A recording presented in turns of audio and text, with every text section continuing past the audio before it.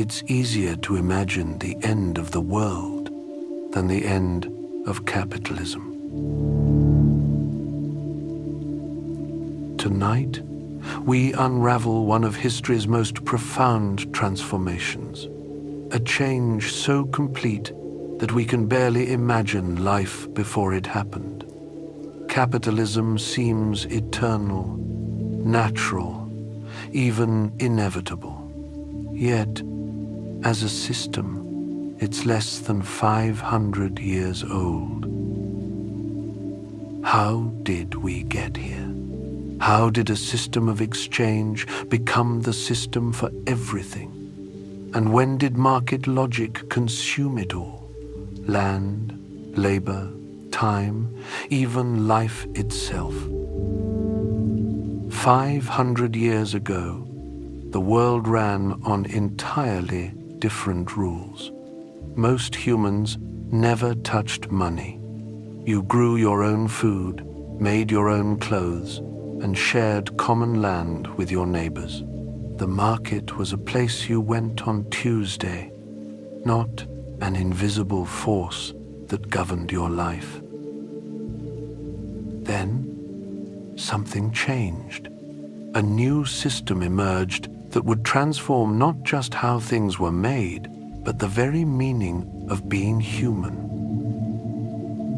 This is the story of how capitalism went from an experiment in a few European cities to the organizing principle of human civilization.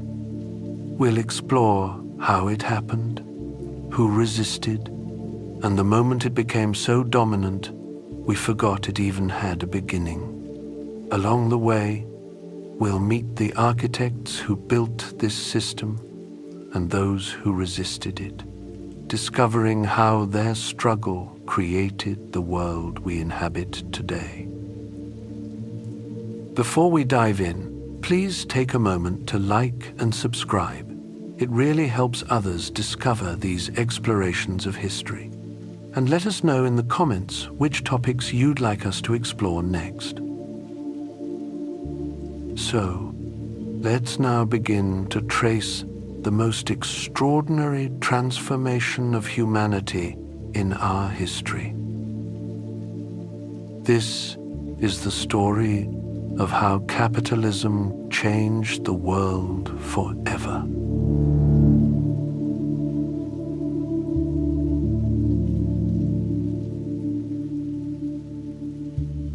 Chapter 1: The World Before Capitalism. In 1780, the world made cotton in 10,000 different ways. A farmer in Gujarat planted cotton shrubs between his rows of rice, watching the white bolls emerge like small miracles alongside the grain that would feed his family through the monsoon season. Half a world away, a woman in West Africa interplanted her cotton with yams and maize, the three crops growing together in ancient harmony. Later, she would sit behind her house, working fibers into cloth on a backstrap loom, her fingers moving in patterns her grandmother's grandmother had taught. This was how humanity had always made things, with hands that knew their work intimately. The pace was unhurried, almost meditative. A weaver might use the same loom her great-grandmother had worked, not from poverty, but from a kind of wisdom we've forgotten. These tools had been perfected across centuries until they fit human hands like water fits a cup. The cloth that emerged might travel along trade routes older than written history, but its making remained scaled to the rhythm of seasons and the reach of human arms. Nobody understood this art better than India. For 3,000 years, Indian weavers had been creating textiles so fine that poets struggled to name them. They called the muslins of Dhaka woven wind, morning dew, running water. A length of the finest cloth could slip through a wedding ring like silk through fingers. When Marco Polo reached the Coromandel coast, he wrote in wonder about cottons more beautiful than any he'd imagined possible. These weren't mere trade goods, but expressions of civilization itself, serving as currency, diplomatic gifts, declarations of what human hands could achieve when given time and tradition. Yet most Europeans in 1780 had never felt cotton against their skin. They wore scratchy wool from local sheep and stiff linen from flax grown in their own fields, accepting discomfort as they accepted cold winters and coarse bread. They lived under feudalism, where the manor lord owned the land in name, but ownership meant something utterly different from what we know today.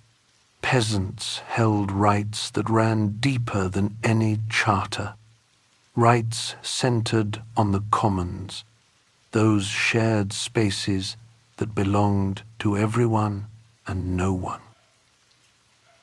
The commons were everything. When your wheat harvest failed, you could trap rabbits in the common forest. When winter crept through your cottage walls, you gathered fuel from the common heath.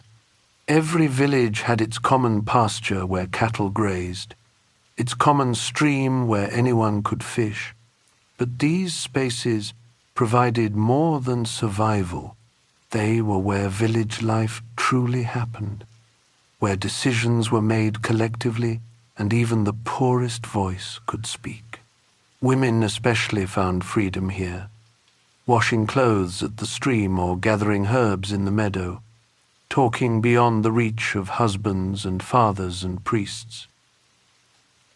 Life was hard under this system, sometimes brutal, but never static. The relationship between those who worked the land and those who claimed to own it was one of constant negotiation, punctuated by resistance that took 1,000 forms. Serfs worked slowly when watched, forgot instructions, lost track of livestock. When pushed too far, entire villages might melt into the forest, leaving fields untended and rents uncollected. Sometimes resistance exploded into revolution. The heretical movements that swept through medieval Europe weren't just religious disputes, but attempts to remake the world. The Cathars created communities where property was shared and women preached. The Waldenses declared wealth itself a sin. These groups formed what one scholar calls the First Proletarian International, a network of the dispossessed living by radically different rules. The Church's fury in destroying them revealed how deeply they threatened not just religious doctrine, but the entire architecture of power. In 1381, these tensions erupted in England when the radical priest John Ball asked a question that cut through centuries of justification. When Adam delved and Eve span, who was then the gentleman? His logic was devastating. In Eden, there had been no lords and serfs. Hierarchy was man's invention, not God's will. The uprising that followed saw peasant armies march on London, demanding the commons be restored, serfdom abolished, church wealth distributed to the poor. For one terrifying moment, the old order trembled. Then came betrayal, execution, the restoration of power through spectacular violence. Yet Ball's vision refused to die. It lived on in folk songs and kitchen conversations, in the stubborn belief that the world could be otherwise. This was the world before capitalism, imperfect, often cruel, but organized around survival rather than profit. The Indian weaver at his loom, the African woman in her garden, the European peasant in his field, all participated in systems that kept communities whole across generations. This world would not surrender quietly. Its destruction would require violence on a scale that still shocks. The commons would be enclosed, their communities scattered like seeds on the wind. Human beings would be transformed into property. Time itself would be carved into units, to be bought and sold.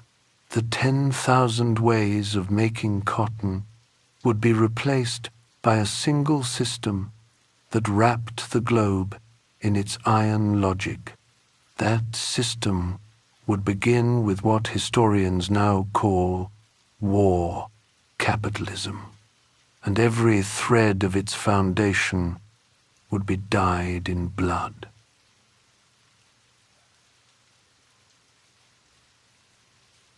Chapter 2: The Rise of War Capitalism. Vasco